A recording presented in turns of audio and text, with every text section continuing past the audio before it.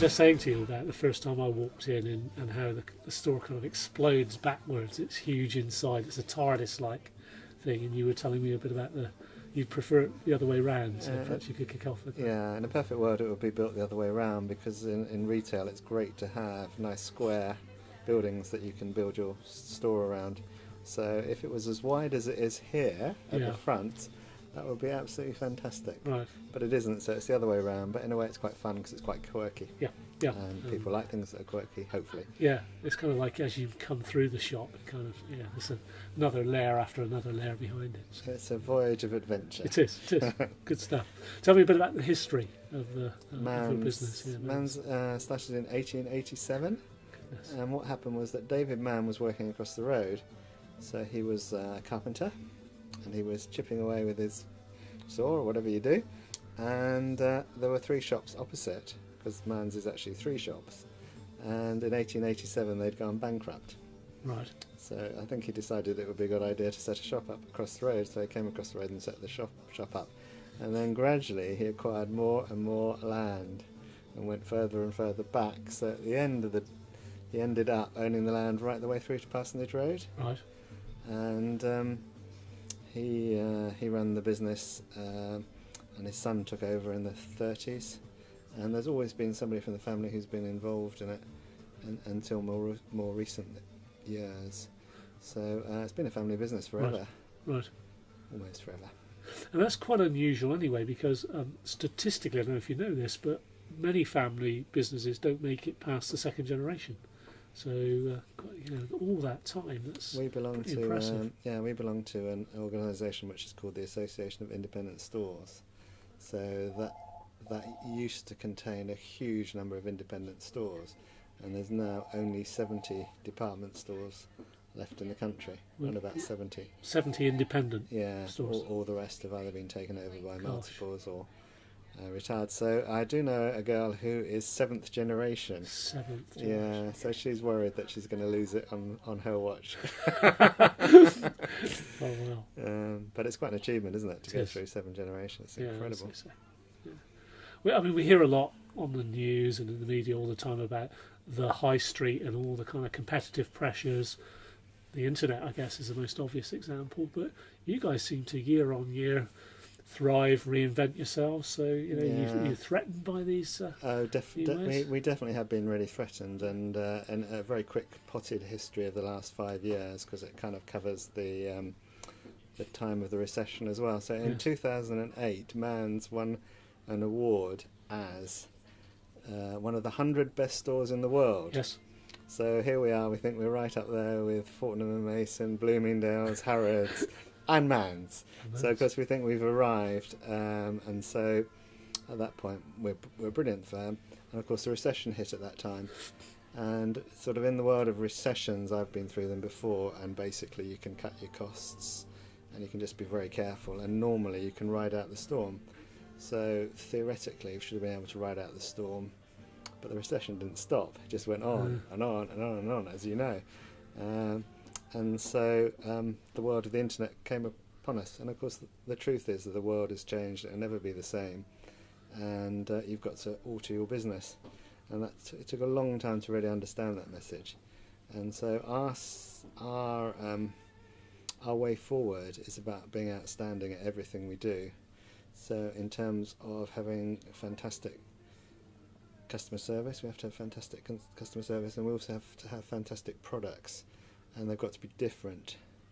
From what's in the high street. So it took me a long time to understand that you need outstanding buyers, and I've now found some really outstanding buyers. Right.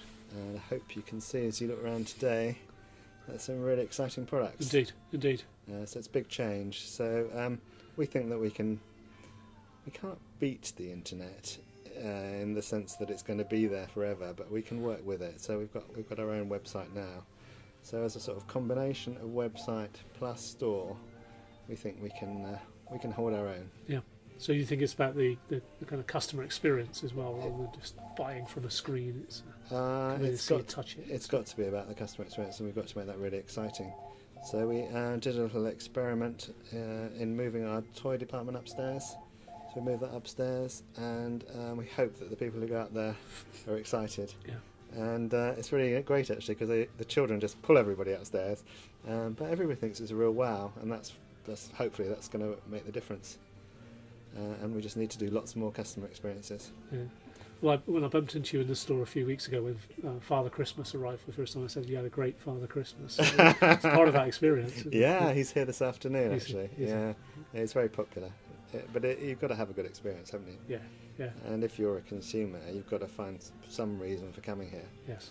Yeah. And I think people in Cranleigh are pretty supportive of us. But we do have as many people coming to the store from outside Cranleigh as live in Cranleigh. So we have got a big draw. Big appeal, yeah. And I think that's because we've been here for so long, that people have used us rather like the family of owners for generation, but the customers of generation to generation, which is really nice. So, being passed on from father to son or mother to daughter is really exciting for us. That's good. Well, it is for our family. So, third generation grandchildren are now in here buying toys. So yeah, you're doing great. It's doing right, isn't it? I don't know if you're into predictions and things, but if we were sat down here having this conversation in, I don't know, 5 years' time or something, or what would be different, or could you even begin to think? How would it be different? Yeah. I just think we have to be a showcase for outstanding products. So I hope the store is full of outstanding products, and there's lots going on. There's something every time you come into the store. There's got to be a wow. You've got to say, "Wow, that looks so fantastic," and you're going to come for a reason. Something is going to be going on. Right. I'm not sure I know what it's always going to be. Right. Okay. Champagne bars would be quite nice. Yeah, I'll go with that. Whatever it is, whatever it turns people on, because that's what we have to do. So it's slightly I don't know whether it's arrogant to say it, but I think we have to be in the entertainment business. We do have to entertain people. Yeah. Okay. Because you can just sit at your screen quite happily and buy something, and so we have to add value, make it a great experience, and have great people, great products. I don't think that sounds arrogant at all. That's what we're trying to do. We're trying to be the best. Good goal. Good. You came here in 1987, so that doesn't make you a local man, or are you local? Or? No, my father came here in 1965. So he worked in the city, right? And it must have been the time of a recession, 65. So he's probably in his 50s, and they said, "Thank you very much, Mr. Womack. Time for you to move on." So he did, and he answered an advert about a Surrey department store in Cranleigh, which he'd never ever heard of. So he set off in his car and got to Cranleigh. Thought this is a very strange place, but the people were very nice, and they seemed to like him, and they offered him a job. So he came, and he got here the first day, and they said, "Oh, Mr. Womack, we weren't expecting you so soon. We haven't finished building your office. Go home and come back next month," which was really. It's difficult to understand in this day and age, but they were really lovely people, and they really looked after him. So he kind of became part of the family. Right, right. So I lived here 66 to 72, and then I have to be honest and say I had to get away from Cranleigh. Right. And see the rest of the world, which is what I did. Right. But somehow by 1987 I was back again. Something about Cranleigh that something that draws you back. Yes, yeah. I think it's a lovely place. I think it's a lovely shop. Can you just turn to the camera and say who you are and the name of the business? That would be a good way to. Richard Womack, Manns of Cranleigh. Fantastic.